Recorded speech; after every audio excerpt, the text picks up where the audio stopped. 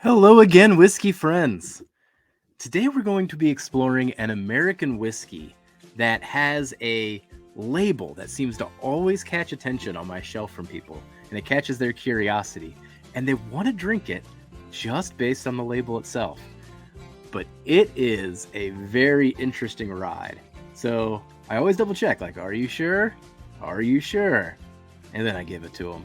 But let's walk through it together today. Excited to show you this one. This one might be something that you haven't heard of before. So just wanted to bring this one to your attention. Maybe you've seen it on the shelf. Maybe you've been hesitant to pull the trigger. Maybe this will help out with your decision.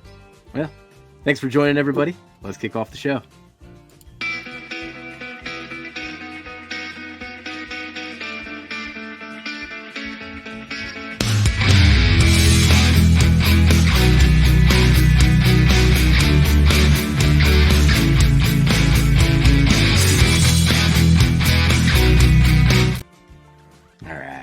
So the whiskey that we're going to be talking about today is Baller from St. George Spirits, coming out of California.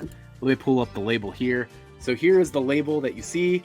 This is the one that catches people's eyes. It's called Baller, and I think it just catches people's attention, and they're always curious about this bottle.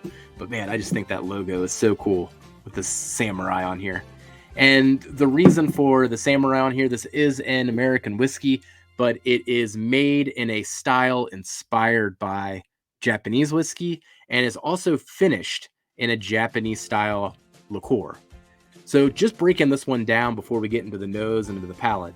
But ultimately, you do have 100% American malted barley in this, and it is pot stilled, and they are charcoal filtering it and then finishing it in this Japanese liqueur barrels. So they're doing a whole bunch of things to this to kind of get this process and to make it Japanese inspired. This is 47% ABV and age stated at 3 years. So a minimum of 3 years. Price range on this one tends to be kind of drastic, actually. I've seen it anywhere between $50 and $150.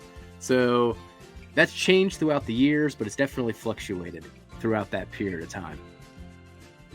Well, let's go into the nose. We'll break down the palate, and then I'll give you some recommendations on this one, if you are still curious about it after I go through the tasting notes. Cheers, everybody. Thanks for joining me. Today, we're going to be doing this in a Whiskey Encore Glen. So, cheers to Cheech.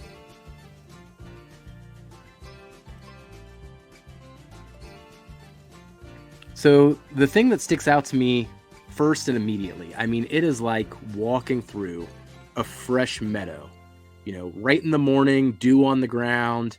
You're just getting that smell of morning. It's very relaxing in that sense. I almost wish I was outside sipping this rather than in the basement. But then there is that, probably from that charcoal filtering, there is this level of smoke. Not peat, completely different, but smoke that kind of comes through on that, almost like if you were sniffing the grill after you just got done charring something. Like that type of a sensation is on the nose.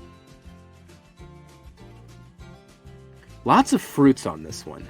Now, I would say there's a lot of pear and apple, white fruits coming from the distillate itself, but the finishing is also lending a good portion to this as well. I think it's getting it from that Japanese style liqueur.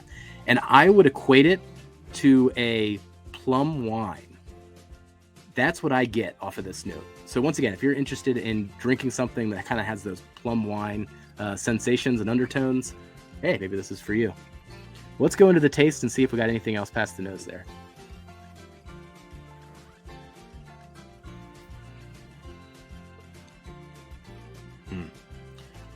Going into the taste, what sticks out to me the most, especially for an American single malt like this, it is super sweet, like just uber sweet.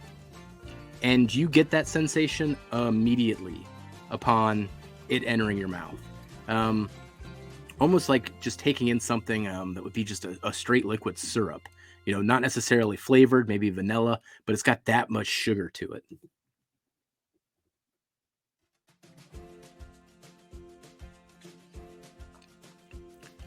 Those crisp apples really do translate really well Get it on the front of the palate, get it mid-palate.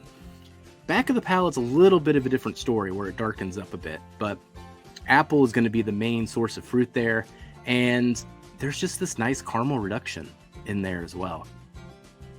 Now, on the finish is where things get interesting.